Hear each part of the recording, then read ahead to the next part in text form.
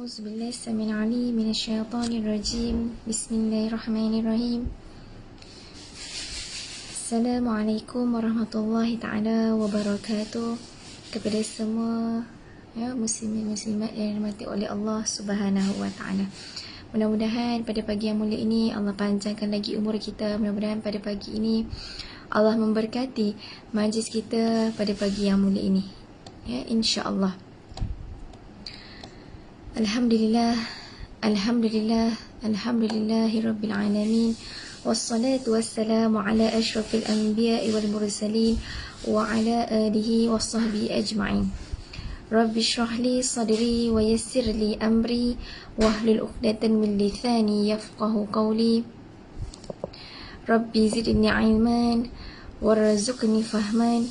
Rabbi yassir wa la tu'assir, Rabbi yassir wa la tu'assir, Rabbi yassir wa la tu'assir, wa bil khairi ya karim, wa la hawla wa la quwwata illa billahil aliyyil azim. Asyhadu an la ilaha illallah wahdahu la syarika lah, lahul mulku wa lahul hamdu wa huwa ala kulli syai'in qadir. Allahumma salli ala sayyidina Muhammadin wa ala alihi wa sahbihi ajma'in.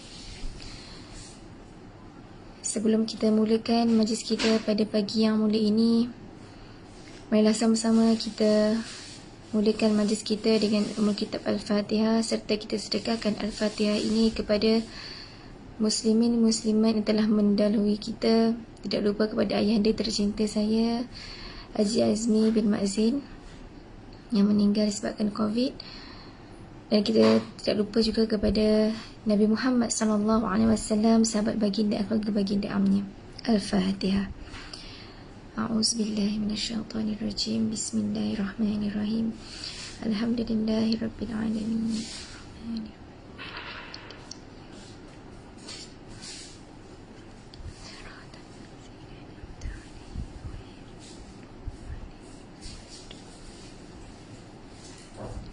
Amin, amin, amin ya rabbal alamin. Mudah-mudahan Allah Subhanahu wa ta'ala meletakkan mereka semua yang telah mendahului kita dalam kalangan orang-orang yang beriman. Amin, amin ya rabbal alamin. Muslimin muslimat yang dimuliakan oleh Allah Subhanahu wa ta'ala, bertemu lagi kita dalam satu majlis ilmu yang Nabi sebut sebagai Raudatul Jannah, yakni sebagai taman-taman syurga. Taman-taman syurga di mana Nabi kata perbanyakkan berdoa dalam taman-taman syurga, nescaya mudah-mudahan Allah SWT akan angkat doa kita, akan perkenankan segala doa dan permintaan kita, insya-Allah. Jadi perbanyakkan berdoa ketika kita dalam kesusahan, perbanyakkan berdoa ketika kita dalam kesenangan, perbanyakkan berdoa ketika kita dalam kedukaan. Yang mudah-mudahan Allah SWT mengangkat doa kita dan memakbulkan segala doa dan permintaan kita. Amin. Muslimin muslimat yang dirahmati oleh Allah Subhanahu wa ta'ala, antara nikmat terbesar di sisi Allah Subhanahu wa ta'ala merupakan ada dua nikmat yang paling besar di sisi Allah Subhanahu wa ta'ala. Yang pertama adalah nikmat iman dan juga nikmat Islam. Kerana nikmat iman, kerana nikmat Islam, agama Islam ini adalah agama yang paling diredai oleh Allah Subhanahu wa ta'ala dan agama yang diterima oleh Allah Subhanahu wa ta'ala. Tidak ada agama lain selain daripada agama Islam, hanyalah agama Allah Subhanahu wa ta'ala saja. Tidak ada agama lain selain agama Islam adalah agama yang diterima oleh Allah Subhanahu wa ta'ala. Hanya dengan Islam seorang hamba, yakni kita dapat berjaya di dunia dan di akhirat. Dan hanya dengan Islam kita sebagai seorang hamba dapat selamat di dunia dan juga di akhirat. Sebagaimana Allah Subhanahu wa ta'ala berfirman dalam surah Ali Imran ayat yang ke-19. A'udzubillahi minasyaitonirrajim. Bismillahirrahmanirrahim. Innad dina indallahil Islam. Sesungguhnya agama yang diredai di sisi Allah Subhanahu wa ta'ala hanyalah agama Islam semata-mata, bukanlah agama lain. Jadi marilah sama-sama kita bersyukur dan marilah sama-sama kita meningkatkan ketakwaan kita kepada Allah Subhanahu wa ta'ala dengan bersungguh-sungguh melaksanakan segala perintah dan meninggalkan segala larangan Allah Subhanahu wa ta'ala. Tuan-puan yang dirahmati oleh Allah Subhanahu wa ta'ala, dan Alhamdulillah dan insya-Allah kita bakal menyambut hari kemerdekaan yang tinggal beberapa hari lagi, ya, mungkin dalam 2-3 hari lagi kita akan menyambut hari kemerdekaan yang ke-65 tahun. Dengan temanya adalah keluarga Malaysia teguh bersama, insya-Allah. Dan kaitan dengan tajuk kita hari ini adalah berjaya di dunia, berjaya di akhirat. Ya, bagaimana kita nak berjaya di dunia, berjaya di akhirat. Kita cuba kaitkan sedikit dengan kemerdekaan yang bakal kita sambut tidak lama lagi. Okey. Hakikat kejayaan yang sebenar, ya, hakikat kejayaan yang hakiki sebenarnya adalah bila kita dapat mencapai syurga Allah Subhanahu Wa Taala. Itu adalah hakikat yang sebenarnya kejayaan kita sebagai umat Islam di atas muka bumi Allah Subhanahu Wa Taala. Ya, jadi hakikat kejayaan kita yang hakiki adalah masuk ke dalam syurga Allah Subhanahu Wa Taala. Okey. Sebab apa? Itulah misi. Itu adalah visi dan misi kita sebagai umat Islam di atas muka bumi Allah Subhanahu Wa Taala. Yang dimaksudkan dengan merdeka ni apa, tuan-tuan yang dimati oleh Allah? Yang dimaksudkan dengan merdeka di sini, ya, adalah bebas. Kita bebas daripada apa? Kita bebas daripada kemaksiatan, kita bebas daripada zinar, kita bebas daripada dibelenggu benda-benda yang tak baik. Kita bebas, kita nak bebaskan diri kita daripada benda-benda yang tak baik. Kita merdekakan diri kita daripada perkara-perkara yang tak baik. Itu maksudnya merdeka, bebaskan diri kita daripada benda-benda yang tak baik, yang sering menyelubungi diri kita. Dan di antaranya bagaimana kita nak berjaya di dunia dan akhirat adalah dengan yang pertama, kita bebaskan diri kita daripada dibelenggu oleh kejahilan dengan menuntut ilmu agama dengan sebaiknya. Kita bebaskan diri kita ni daripada kejahilan. Ya, kita bebaskan diri kita ni daripada kejahilan daripada segi macam mana?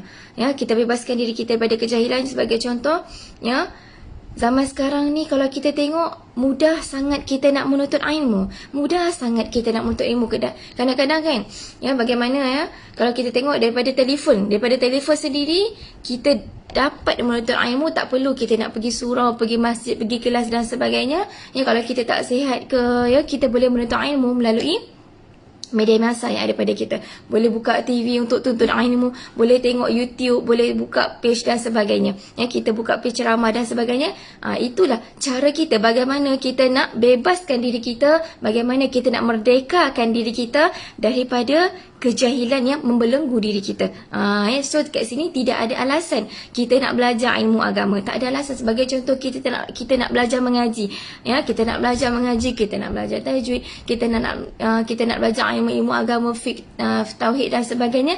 Semuanya di hujung jari. Maksudnya kat sini semuanya di hujung jari. Mudah dah zaman sekarang. So tidak ada alasan. Dekat akhirat ni tak ada alasan lagi. Ya, kenapa Allah tanya, kenapa kau tak belajar ilmu agama ni? Kita jawab sibuk dan sebagainya. Tidak ada alasan lagi.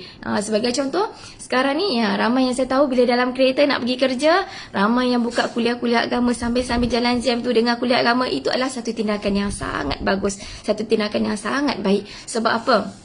Ya, setiap apa yang kita lalui dalam hidup kita ni, setiap detik yang kita lalui dalam hidup kita ni, Allah akan persoalkan. Allah akan tanya, apa kau buat dan apa kau buat. Sehinggalah Allah tanya, apa yang kau buat dengan ilmu yang kau dapat. Apa ilmu yang kita dapat, adakah kita amalkan ilmu yang kita dapat. Jadi bila kita dah menuntut ilmu, ya, kita dah bebaskan diri kita daripada kejahilan, maka laksanakan ilmu yang kita dapat. Jangan bila kita dapat suatu ilmu hanya di atas kertas semata-mata, tidak. Kalau boleh bila kita dapat satu ilmu, kita sampaikan kepada orang lain. Sebab di akhirat nanti akan ditanya juga, apakah ilmu yang kau buat tu, adakah kau sampaikan kepada orang lain? Sebab itu satu tanggungjawab kita. Dan satu tanggungjawab saya adalah bila saya dapat ilmu, saya menuntut ilmu, jadi tugas saya, amanah saya yang Allah berikan kepada saya untuk saya sampaikan kepada muslimin-muslimat yang dirahmati oleh Allah Subhanahu Wa Taala. Jadi bila kita dah dapat ilmu, kita dah dengar ilmu, maka sampaikanlah kepada orang lain. Kalau bukan daripada segi percakapan, maka boleh daripada segi penulisan dan sebagainya.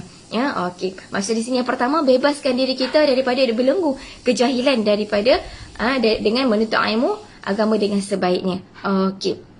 Kemudian yang kedua, bebaskan, merdekakan diri kita daripada maksiat, kemaksiatan dan meninggalkan dosa-dosa kecil dan dosa-dosa besar. Allahu Akbar. Ya, bebaskan diri kita, ya, merdekakan diri kita daripada melakukan dosa-dosa kecil dan dosa-dosa besar. Ya,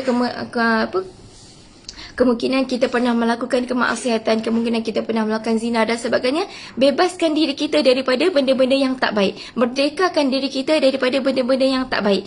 Okey, sebagai contoh, sebagai contoh kita ni lambat untuk tunaikan solat sebagai contoh. Jadi kita bebaskan diri kita, kita bebaskan diri kita, kita merdekakan diri kita daripada akhlak-akhlak yang tak baik macam tu. Kita awalkan solat. Yang mana sering solat, maka percepatkan solat. Yang mana tengok orang tak solat tu, kita ubah dia, kita nasihatkan dia. Maksud kat sini, hari demi hari kita perbaiki diri kita, kita bebaskan diri kita daripada benda-benda yang tak baik. Kita bebaskan diri kita daripada dibelenggu oleh satu kejahilan. Dan kita bebaskan diri kita daripada kemaksiatan, daripada zina dan sebagainya. Kalau kita tahu bahawasanya zina ini banyak. Sebagaimana Nabi kata, zina ni banyak sebenarnya. Di antaranya, zinar apa? Zinar mata, zinar telinga, zinar mulut, zinar kaki, zinar tangan dan sebagainya, zinar hati dan sebagainya. Bagaimana? Coba bagi contoh, bagaimana mulut kita boleh berzina? Dengan cara apa? Dengan cara kita memfitnah orang lain, dengan cara kita cakap buruk orang lain, dengan cara kita cakap belakang, dengan cara apa? Dengan cara kita mengadu domba dan sebagainya. Sebab itu, mulut kita juga boleh berzina dengan cara kita membawang dan sebagainya. Sebab itu, kalau boleh, kalau kita tak tahu nak cakap apa-apa benda yang baik, maka tutuplah mulut kita. Sebab setiap perkataan yang keluar daripada mulut kita, semuanya akan dihisap oleh Allah Subhanahu Wa Taala. Jadi kalau kita tak nak dihisap dengan apa yang kita sebut benda yang tak baik, maka tak tahu nak cakap benda baik, tak tahu nak cakap apa, maka diamlah. Jangan sampai kita jangan sampai disebabkan satu dosa kita yang kecil itu boleh menghanyutkan sebanyak ibadah yang pernah kita lakukan. Sebagai contoh, kita ni banyak melakukan ibadah-ibadah yang lain. Kita banyak mengaji, banyak solat, banyak bangun tahajud, solat duha dan sebagainya. Tapi disebabkan satu dosa kita ni yang kita banyak fitnah orang, cakap belakang benda-benda yang tak baik, burukkan orang lain. Janganlah sampai satu benda yang kita cakap tu, benda yang tak baik tu, boleh menghapuskan dosa kita.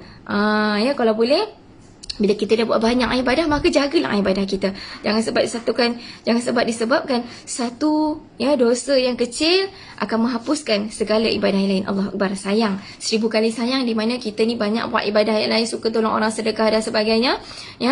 Itu akan menghapuskan pahala kita disebabkan dosa yang kecil je. Kita mengumpat orang ke, kadang-kadang benda tu benda yang kecil.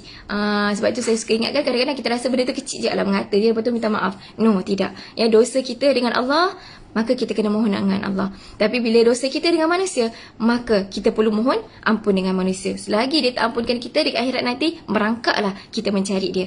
Allahu Akbar.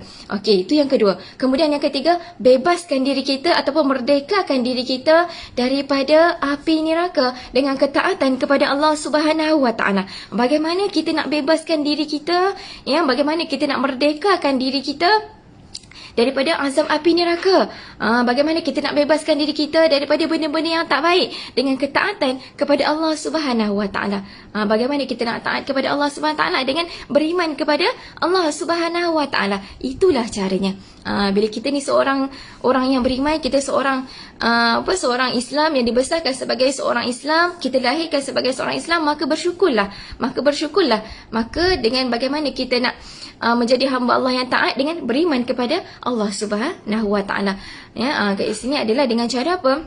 Melakukan segala yang Allah suruh dan meninggalkan segala larangan Allah Subhanahu Wa Taala. Jadi insya-Allah hari ini kita akan mengupas satu persatu surah Al-Mu'minun ayat 1 hingga 10.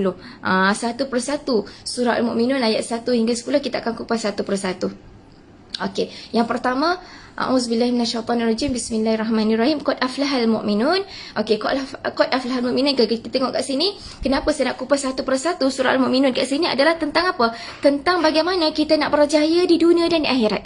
Bagaimana kita nak berjaya di dunia dan akhirat ni? Kita tengok ayat yang pertama, Qad aflahal mu'minun.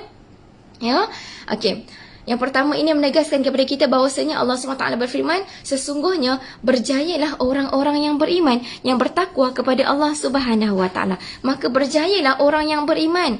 Orang yang beriman ni apa? Orang yang beriman ni dia apa?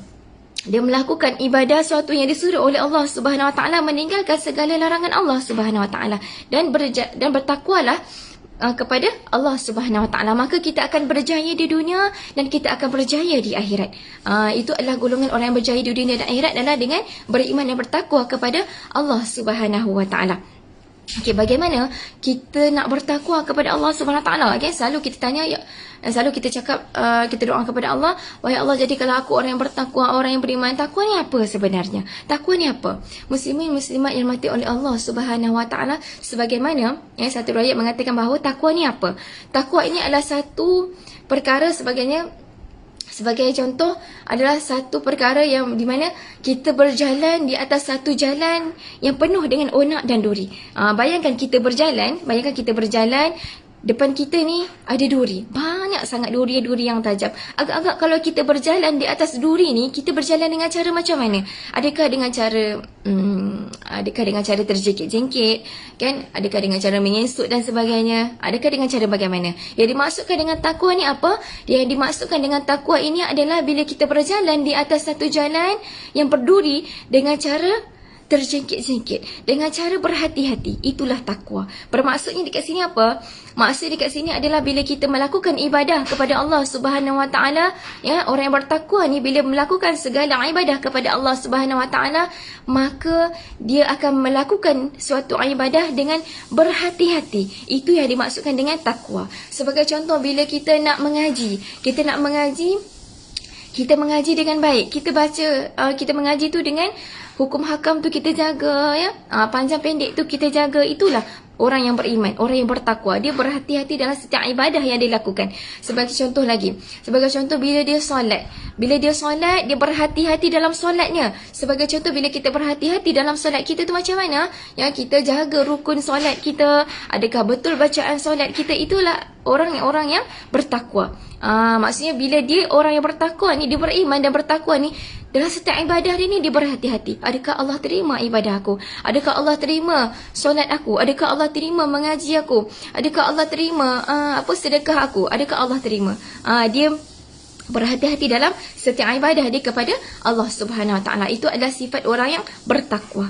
Jadi untuk kita berjaya di dunia dan akhirat adalah dengan beriman dan bertakwa kepada Allah Subhanahu Wa Taala. Di samping kita melakukan banyak ibadah, pelbagai ibadah kepada Allah, maka jangan lupa untuk kita bertakwa dengan cara apa? Berhati-hati dalam ibadah yang kita lakukan. Berhati-hati. Sebagai contoh, kita nak ambil uduk, berhati-hati dalam uduk kita. Kadang-kadang tak lepas kita nak usap tangan kan, kita nak basuh pergelangan tangan, kadang-kadang tak lebih pada siku. Jadi berhati-hati. Kadang-kadang kita rasa benda ni dah biasa buat, so kita tidak berhati-hati dalam ibadah kita. Jadi sifat orang yang beriman dan bertakwa adalah berhati-hati dalam ibadahnya. Itu adalah golongan yang pertama. Kemudian yang kedua, surah Al-Mu'minun yang kedua, mafhumnya orang yang khusyuk dalam solatnya. Okay, kalau boleh, bila kita ada Al-Quran pada kita buka Al-Quran, kita tengok dalam Al-Quran, kita kupas satu persatu. Okay, kemudian ayat yang kedua adalah, mafhumnya adalah orang yang khusyuk dalam solatnya. Orang-orang yang khusyuk dalam solatnya adalah golongan orang yang berjaya di dunia dan berjaya di akhirat.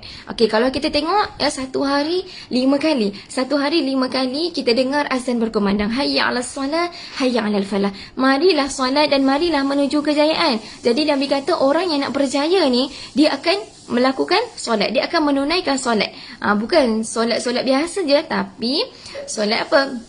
Solat sunat dan sebagainya. Sebagai contoh, bila kita solat ni, kalau boleh kita khusyuk dalam solat kita. Bukanlah semata-mata kita solat 5 waktu tapi kita tak khusyuk. So tidak ada makna pun solat kita sebenarnya kalau kita solat tapi kita tak khusyuk dalam ibadah kita. Okay, kalau kita tengok dekat sini tuan-puan yang dirahmati oleh Allah Subhanahu Wa Taala, perkara asas ni, solat ni sering dipandang enteng ataupun dipandang remeh oleh masyarakat kita. Kadang-kadang kita tengok kalau kita pergi kerja kalau kita pergi kerja tu, kita tengok ada kawan sebelah kita, kawan sepejabat kita, kawan sekolah kita kan, ada yang tak ada yang tak solat. Kadang-kadang kita tengok mereka ni ada yang anggap solat tu satu perkara yang enteng, satu perkara yang remeh, di mana kadang-kadang dia kata apa, bila aku susah baru aku nak solat, bila senang kan tak nak solat. Sebab dia rasa bila dia senang tu tak apalah bila diuji oleh Allah SWT dengan kesakitan ke, dengan kemiskinan, dengan Allah tarik rezeki dia sikit-sikit, dekat situlah baru dia nak solat. Jadi bila kita ada sahabat-sahabat yang macam tu, makanya dekat sini nasihatkanlah dia. Nasihatkan dia kalau boleh, kalau boleh bila kita dalam kesenangan ataupun dalam kesusahan, maka jangan sesekali kita meninggalkan solat.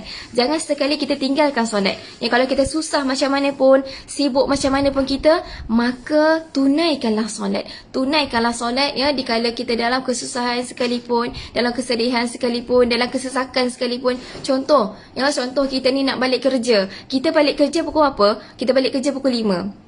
Kan kita balik kerja pukul 5. Kadang-kadang ada yang kita tengok bila balik kerja tu, dia tak nak solat dulu. Kalau boleh dia balik rumah baru nak solat. Tapi dah sampai rumah pukul apa? Pukul 7. Pukul 7 suku baru nak solat. Allahu Akbar. Kalau boleh kita percepatkan solat kita, kita perbaiki solat kita. Sebab bagaimana Nabi kata, orang yang perbaiki solat dia, maka ibaratnya dia perbaiki kehidupan dia di dunia dan di akhirat. Maka kalau kita baiki solat kita, kita khusyuk dalam solat kita, insya-Allah, yakinlah bahawasanya bila kita jaga Allah, maka Allah akan jaga kita. Bila kita jaga Allah, maka Allah jaga dunia dan akhirat kita. Sebab itu bila kita jaga solat kita, kita khusyuk dalam solat kita, maka Allah akan perbaiki kehidupan kita dengan baik.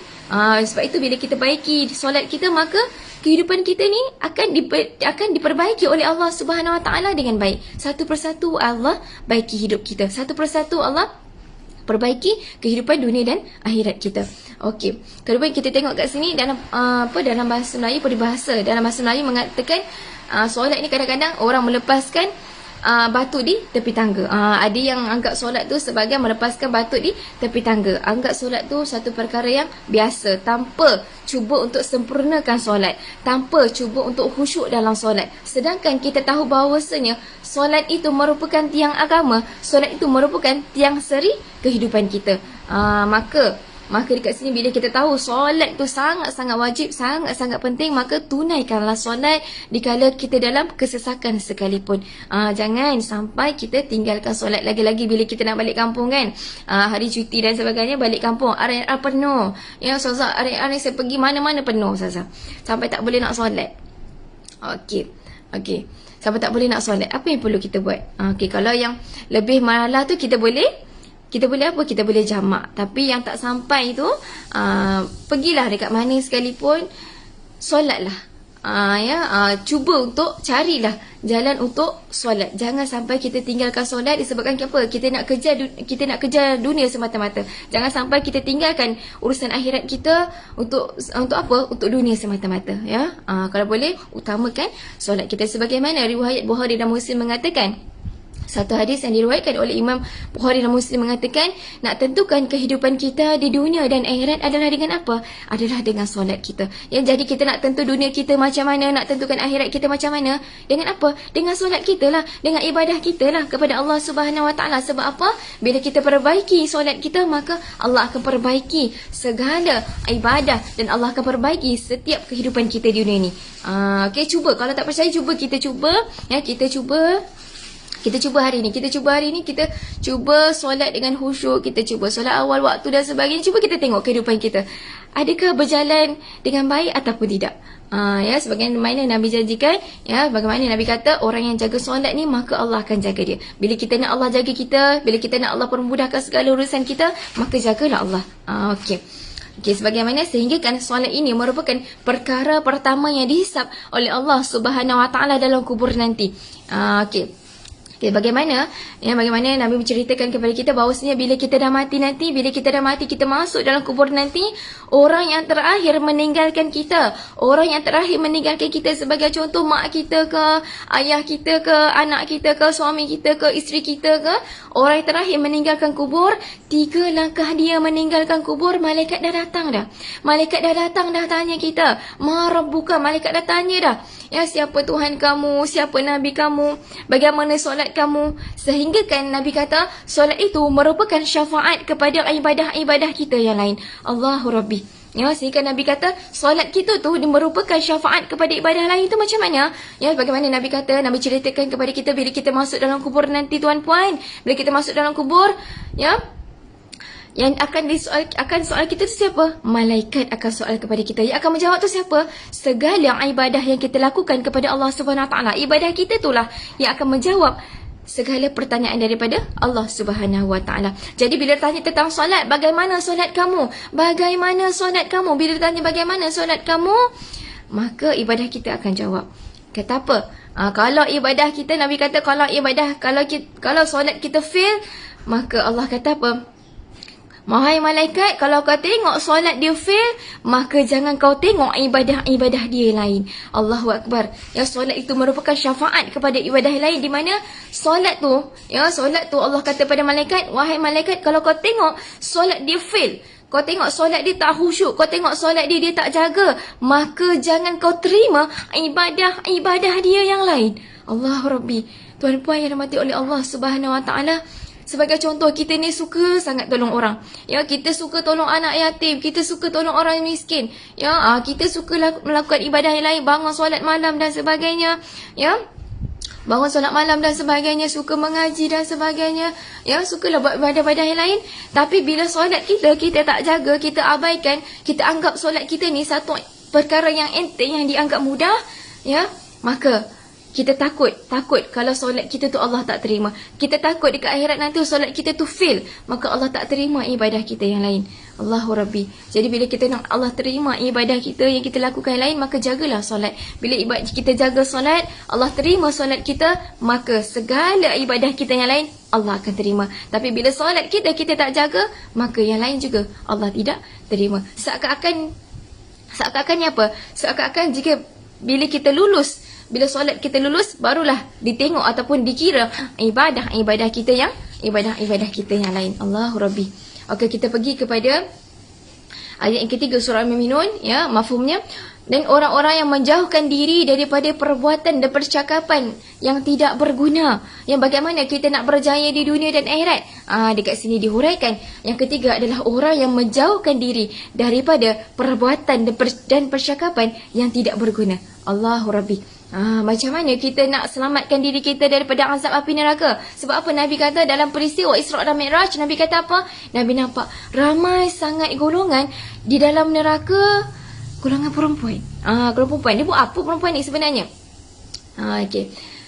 Mereka ni suka buat apa? Apakah balasannya? Okey. Nabi nampak dalam neraka dalam peristiwa Isra' dan Mi'raj, Nabi kata apa? Ramai sangat aku tengok golongan wanita ni dalam neraka. Ya, Nabi tanya kepada malaikat, wahai malaikat, apa yang mereka lakukan? Kata malaikat, mereka ni suka membawang. Dan bahasa kita lah, mereka ni suka membawang. Suka membawang macam mana ni? Okay, membawang ni apa? Antaranya, orang yang dalam neraka, Nabi kata orang neraka ni yang ramai dalam neraka ni adalah golongan perempuan. Golongan perempuan yang macam mana? Yang suka memfitnah orang, yang suka mengumpat orang, yang suka mencaci orang, yang suka cakap belakang. Golongan perempuan yang Nabi kata ramai sangat dalam neraka. Apakah balasannya? Manusia yang makan daging saudaranya sendiri, sedangkan daging yang baik ada di sebelahnya. Nabi pelik dekat dalam neraka. Kenapa dekat sebelah dia tu, wahai malaikat, ada daging yang baik, tapi kenapa dia makan daging yang busuk? Ya, kenapa dia makan daging yang busuk? Lalu kata malaikat, mereka ini adalah golongan orang yang suka memfitnah, mengata orang lain, suka mengadu domba benda-benda yang tak betul. Sebagai contoh, dia kata orang ni buat macam ni, orang ni buat macam ni, sedangkan orang tu tak buat pun benda macam tu.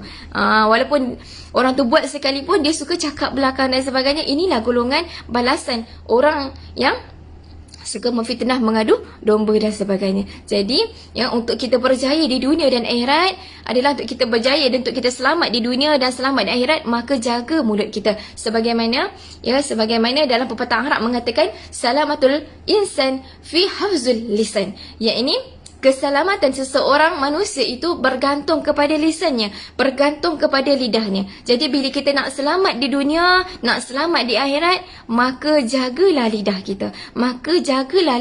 Sebab kadang-kadang lidah kita ni, yang kita nampak lidah tak ada apa-apalah, kita cakap benda yang tak ada apa-apa, yang kita cakap benda yang baik dan sebagainya. Kadang-kadang kita tak perasan disebabkan lidah kita ni kadang-kadang ada orang yang tersinggung dengan perangai kita, ada orang tersinggung dengan percakapan kita. Kadang-kadang dalam masyarakat kita kata apa? Ada yang masyarakat kita kata apa? Dia tu baik, lidah je macam tu, mulut je macam tu, tapi dia orang yang baik. Tidak. Nabi kata, orang yang baik adalah orang yang menjaga lidah dia. Orang yang baik adalah orang yang menjaga percakapan dia. Orang yang baik adalah orang yang jaga lidah dia, orang yang menjaga percakapan dia. Tidak ada makna ya kalau kita dalam masyarakat kita kata apa? Dia tu baik je sebenarnya, Ustazah. Mulut dia je macam tu. Tak ada orang yang macam tu. Jadi Nabi kata orang yang baik adalah orang yang hati dia baik dan mulut dia baik. Nak tahu orang tu baik ke tidak? Tengok apa yang keluar daripada mulut dia. Adakah dia ni suka mengadu domba, suka mengata dan sebagainya. Kalau dia suka cakap benda-benda yang baik, suka nasihatkan orang dan sebagainya, kita tengok apa yang keluar daripada mulut dia, maka dia adalah orang yang baik. Nak tentukan orang tu orang baik ke tidak, maka apa yang keluar daripada mulut dia, benda yang baik, dia adalah orang yang baik. Nak tahu dia orang baik, apa yang keluar pada mulut dia dan hati dia, itulah adalah orang yang baik. Salamatul insan fi hafzul lisan. Keselamatan seseorang itu bergantung kepada lisan dia, bergantung kepada lidah dia. Okey, itu yang ketiga. Dan ayat yang keempat, surah Al-Mu'minun ayat yang keempat mafhumnya, dan orang-orang yang menunaikan zakat. Bagaimana kita nak berjaya di dunia dan di akhirat? Dengan cara apa? Dengan cara apa bila kita nak berjaya di dunia dan di akhirat? Kita nak selamat di dunia dan akhirat adalah dengan cara apa? Dengan cara menunaikan zakat, dengan cara menunaikan hak Allah, dengan cara menunaikan hak manusia. Bagaimana saya nak tunaikan hak Allah, hak manusia ni Ustazah? Dengan cara apa? Dengan cara menunaikan zakat. Kalau kita tengok dalam rukun Islam, zakat ni nombor berapa? Nombor 3. Zakat ni nombor 3 dalam rukun Islam. Kalau kita tengok zakat ni ada berapa? Ada banyak mana Ustazah? Okey.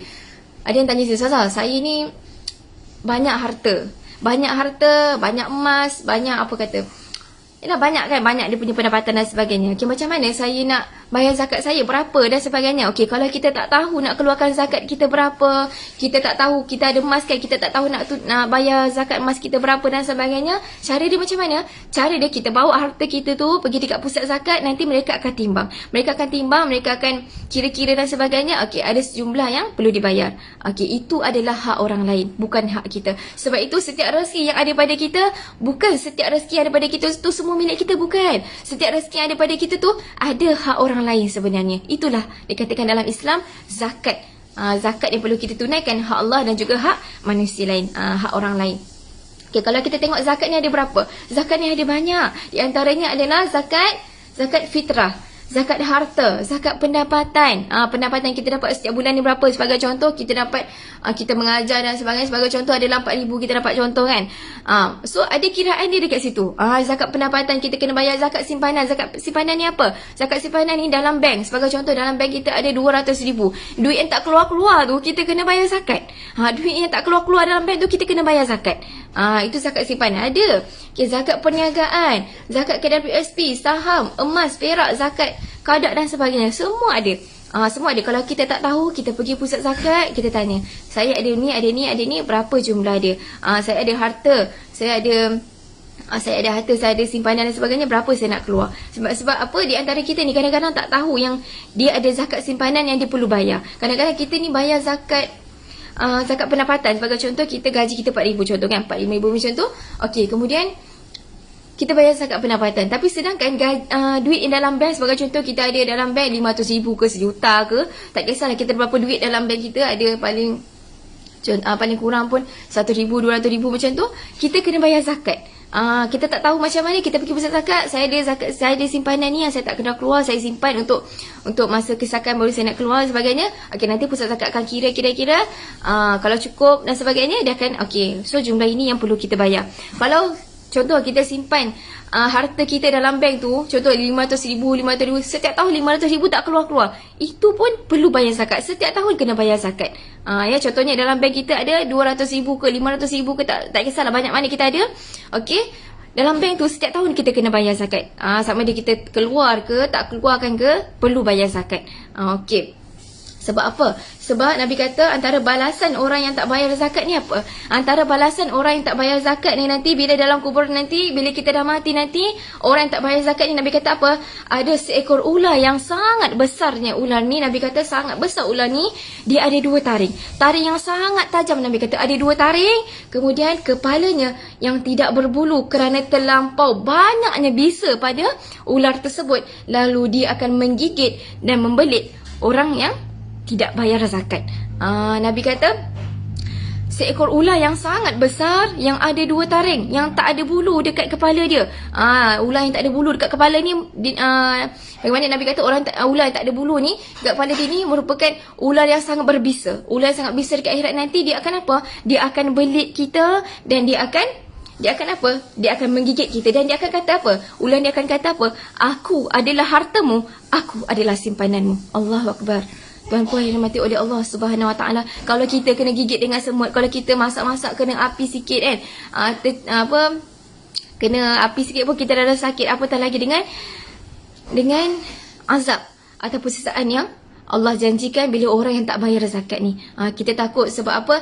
Ada balasannya di dunia dan ada juga balasan di akhirat. Apa balasannya dekat dunia? Bila orang tak bayar zakat ni, apa balasan dia? Harta dia tak berkat. Bagaimana harta kita nak berkat lah dengan cara bayar zakat. Sebagai contoh kalau kita tengok ada orang yang jumpa saya ni kaya raya dan sebagainya, tapi kenapa saya ni tak pernah bahagia, tapi kenapa saya ni tak pernah bahagia macam orang lain. Sedangkan saya ni ada rumah yang besar, harta yang banyak, yang anak saya tak jadi manusia, anak saya tak jadi orang, anak saya berperangai tak baik, isteri saya macam ni, suami buat hal dan sebagainya. Okey, kenapa Allah tak terima doa saya? Sebab apa? Sebab kadang-kadang kita tengok perkara yang dibawa enteng, perkara yang remeh ni, orang kata apa, kadang-kadang dia anggap bayar zakat dan apa remeh, okey nanti aku bayar zakat lah tahun dan sebagainya. Kadang-kadang bila kita anggap satu perkara yang remeh, sehingga kan kita lupa untuk tunaikan zakat. Inilah balasan dia. Balasan di dunia ni apa? Harta kita tu tak berkat. Kita takut harta kita tu tak berkat, di mana harta yang banyak yang Nabi kata tak berkat ni apa? Harta yang banyak, kita nampak harta kita banyak, tapi tak pernahnya cukup. Contohnya bila harta kita banyak, kereta rosak lah, anak sakit lah, anak masuk hospital, suami masuk hospital, isteri masuk hospital, rumah terbakar, duit hilang dalam bank dan sebagainya. Itulah sebabkan harta kita tak berkat.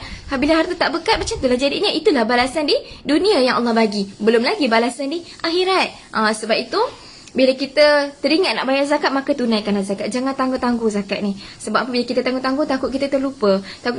Kita termakan hak orang lain. Sebab ingat bahawasanya setiap rezeki yang ada pada kita, ada juga rezeki ataupun ada juga hak orang lain dalam rezeki kita. Maka tunaikanlah hak orang lain, maka tunaikanlah hak Allah dan hak manusia lain. InsyaAllah kita akan berjaya di dunia dan di akhirat. InsyaAllah kita akan selamat di dunia dan juga selamat di akhirat. Okay, kemudian kita pergi lagi, kita kupas lagi surah Al-Mu'minun ayat yang kelima. Masa ni laju je masa ni. Masa dah mencemburi kita, tapi banyak lagi saya nak share sebenarnya.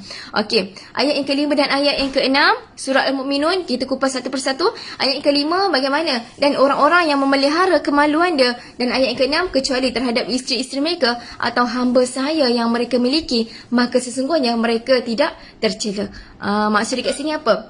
Orang yang berjaya dan orang yang selamat di dunia dan akhirat ni adalah orang yang memelihara kemaluan dia, kecuali terhadap isteri-isteri mereka ataupun hamba seraya yang mereka miliki, maka sesungguhnya mereka ini tidak tercela.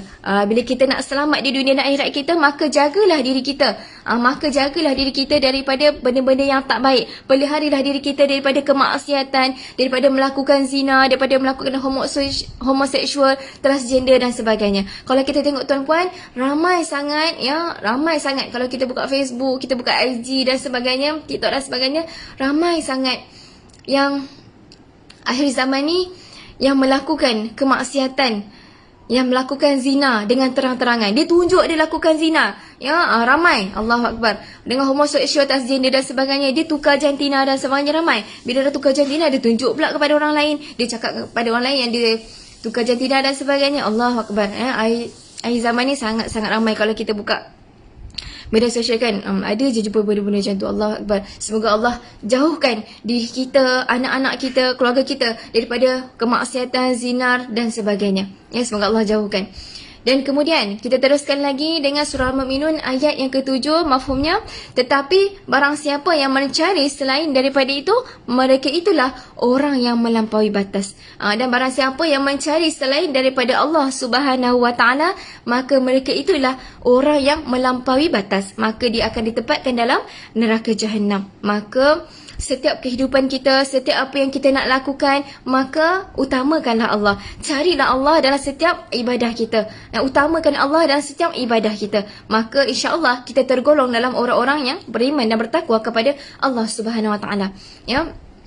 Okey, kemudian kita pergi kepada ayat yang ke-8, mafhumnya, dan sesungguhnya beruntunglah orang-orang yang memelihara amanah dan janjinya. Sesungguhnya beruntung orang yang pelihara amanah dan janjinya. Apa? Sebagai contoh, kita pergi yang paling dekat dengan kita. Sebagai contoh, amanah seorang suami. Seorang suami, amanah dia apa? Sebagai seorang suami, amanah dia menjaga keluarga dia, menjaga isteri dia, menjaga anak-anaknya, menjaga solat mereka, menjaga ibadah mereka, ajak anak-anak isteri ni tutup aurat, dan sebagainya. Ajar anak kita, ajar isteri kita. Ya, sebagai contoh ya, paling kurang ya, kita tengok isteri kita, anak kita bila keluar rumah tak pakai stokin, cara kita nak berdakwah macam mana sebagai seorang suami. Ini amanah. Ini amanah yang Allah akan tanya dekat dalam kubur nanti. Kenapa kau tak suruh anak bini kau solat? Kenapa kau tak suruh cucu kau solat? Kenapa kau tak suruh mereka tutup aurat? Allah akan tanya semua tu. Sedangkan kita tahu aurat-aurat mereka terbuka dengan pakaian mereka dan sebagainya. Mereka tak jaga mulut dan sebagainya. Sebab itu amanah seorang suami ni sangat besar. Ya, tanggungjawab seorang suami ni sangat besar. Kena jaga bini, kena jaga anak-anak dia, ya, kena jaga keturunan dia dan sebagainya. Kena jaga. Bagi contoh, kalau dia tengok isteri dia ni suka membawang, dia kena nasihatkan. Dia kena ubah isteri ni supaya tinggalkan sifat yang tak baik yang ada pada isteri dia, yang ada pada anak dia. Sebagai contoh, bila keluar rumah tak tutup aurat, seorang suami ni amanah dia, tugas dia, perlu apa? Perlu nasihatkan, perlu tegur isteri dan anak-anak dia. Okay, paling contoh, belilah stokin. Kalau kita pergi mana-mana kan, nampak stokin ke, nampak sarung tangan dan sebagainya, cuba beli, hadiahkan dekat isteri. Tulislah kata-kata yang baik, kata-kata yang romantik. Abang suka awak pakai macam ni, awak nampak cantik dan sebagainya.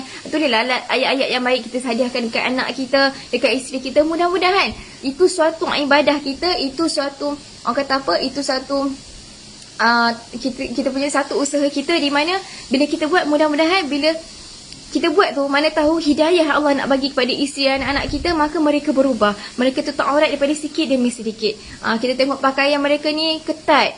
Sebab apa? Kalau kita tengok tuan-puan, zaman sekarang ni ada satu yang viral dekat media sosial, di mana seorang artis ni dia nak tegur anak dia.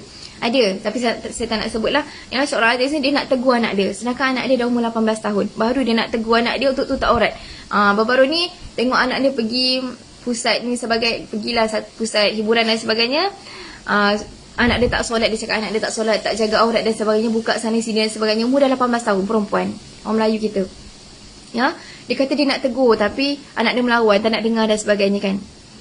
Okey, jadi itulah amanah ataupun tanggungjawab sebagai seorang suami, di mana dia perlu didik anak dia daripada kecil sepatutnya. Sepatutnya kita kena didik anak kita ni daripada kecil.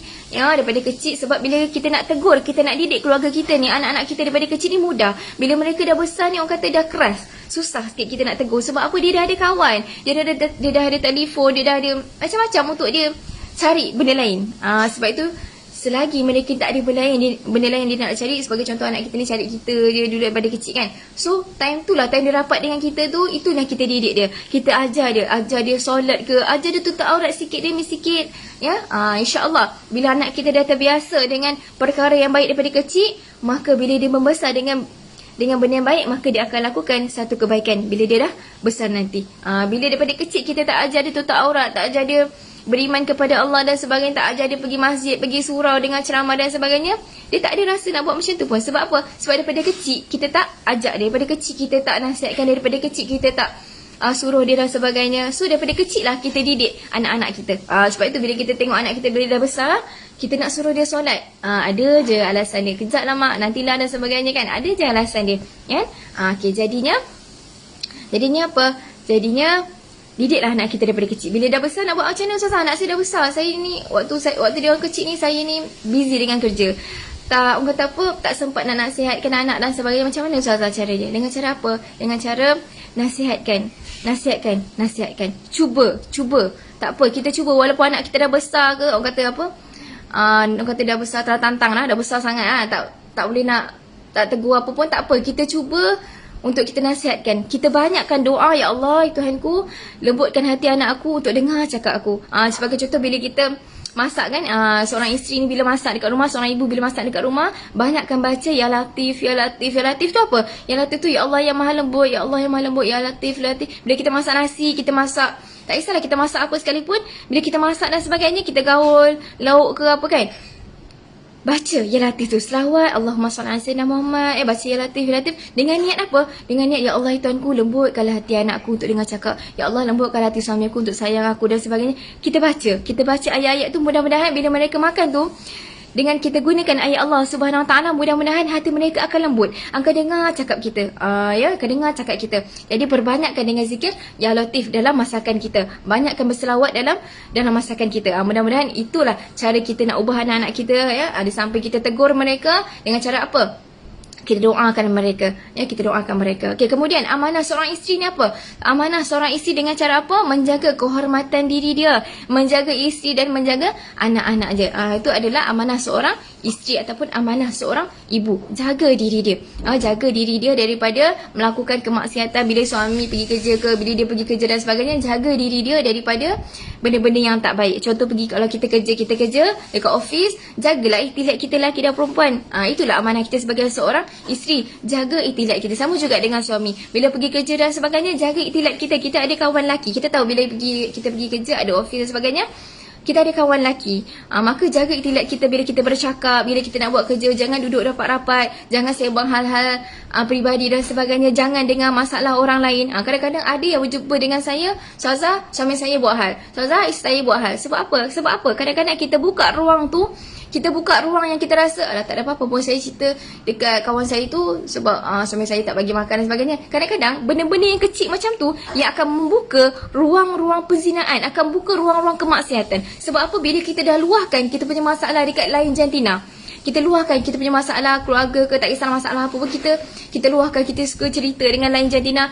Kadang-kadang bila kita luahkan tu, dia akan rasa apa? Oh, akulah tempat dia luah. Tiba-tiba akan buka lah pintu hati dan sebagainya. Sebab itu, jangan sampai kita nak meluahkan masalah kita kepada orang lain. Sebab itu tanggungjawab suami dan isteri ni, kalau boleh, ya, sebelum masuk tidur, kalau ada benda yang tak puas hati dan sebagainya, cakap sebelum tidur. Luahkan kepada pasangan kita sebelum tidur. Sebab apa? Kalau kita tak luahkan ataupun pasangan kita tak nak dengar apa yang kita cakap, sebab itulah terbukanya pintu-pintu perzinaan, kemaksiatan tu. Sebab apa? Sebab pasangan saya ni, Ustazah, dia tak nak dengar apa saya ceritakan. Dia tak nak dengar masalah saya. Dia tak nak ni, dia tak nak. So, saya carilah tempat lain, tempat orang yang nak dengar luahan saya.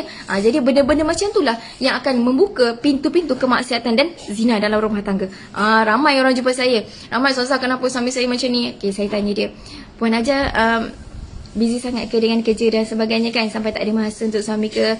Okay, yang suami pula, bila isteri dah baik, dia pula buat hal, isteri dah baik dah, tak ada, Ustazah, saya ni dengar je apa dia nak cakap. Dia ni, kan, tapi ada benda yang kadang-kadang suami ni dia buat dekat luar sebagai contoh. Okay, jadi sebagai suami dan isteri, bila ada ketidaksefahaman dan sebagainya, maka luahkan kepada pasangan. Bagi tahu pasangan dan sebagainya, nasihatkan pasangan kita. Okay, sama-sama. Sebab itu di samping kita bersama-sama dalam pasangan kita, kita nasihatkan dan sebagainya, di samping tu perbanyakkan berdoa kepada pasangan kita. Perbanyakkan berdoa kepada pasangan kita. Mudah-mudahan Allah lembutkan hati dia dengar cakap kita, ya. Bukanlah kita nak pijak-pijatkan dia, bukan. Maksudnya bila kita bercakap tu, dia dengar cakap kita, ya, dia sayangkan kita dan sebagainya, ya. Dia sayang kita dan sebagainya. Maka bagaimana Nabi ajarkan kepada kita, banyakkan zikir. Ya barik, ya barik, ya barik. Ya Allah, ya Hafiz, ya Muhaimin. Ya Allah, ya Hafiz, ya Muhaimin. Ya Allah, ya Hafiz, ya Muhaimin. Ya Allah yang Maha menjaga. Ya Allah yang Maha memelihara. Ya Allah yang Maha menjaga. Ya Allah yang Maha memelihara. Ya Allah, ya Hafiz, ya Muhaimin. Baca setiap pagi, baca setiap sekali lepas subuh, baca 33 kali. Ya Allah, ya Hafiz, ya Muhaimin. Ya Allah, ya Hafiz, ya Muhaimin. Allahumma ya barik, ya barik, ya barik. Akhir sekali kita tutupkan daripada baca 33 kali tu, baca Bismillah, tawakkaltu ala Allah. Ya Allah, aku serahkan segala kehidupan dunia dan akhirat aku kepadamu. InsyaAllah, mudah-mudahan bila suami kita pergi kerja, isteri kita pergi kerja, ataupun kita pergi kerja, ya, kita serahkan dunia dan akhirat kita kepada Allah SWT. InsyaAllah, Allah akan jaga suami kita. Allah akan jaga anak-anak kita. Mungkin Allah akan jaga suami kita, hati dia supaya setiring kita, supaya sayang kita. Allah akan jaga anak-anak kita supaya tak buat perangai. Allah jaga isteri kita daripada benda-benda yang tak baik. Kita minta pada Allah. Kita minta pada Allah. Di samping kita nasihatkan, kita banyakkan berdoa kepada Allah Subhanahu Wa Taala. Dan mudah-mudahan Allah Subhanahu Wa Taala selamatkan kita dan bagi kita kebahagiaan di dunia dan di akhirat. So, masa pun telah mencemburu kita. Sebenarnya banyak lagi saya nak share, insya-Allah. Dan kita akan sambung pada masa dan waktu yang akan datang, insya-Allah, ya, insya-Allah. Jadinya yang baik itu datang daripada Allah dan yang kurang itu datang daripada diri saya sendiri. Jadi wabillahi taufik wal hidayah. Wassalamualaikum warahmatullahi taala wabarakatuh. Tadi kita dah mulakan majlis, jadi malam sama-sama kita tutup majlis kita dengan tasbih kifarah dan suratul as. Bismillahirrahmanirrahim. Subhanallah.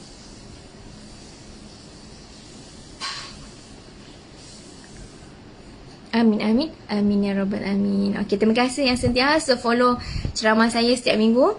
InsyaAllah kita akan sambung lagi kuliah kita ya akan datang. Ya pada minggu ni insya-Allah, kalau ada lagi kita ada masa lagi kita akan sambung lagi minggu ni insya-Allah. Okey. Okay, assalamualaikum warahmatullahi taala wabarakatuh.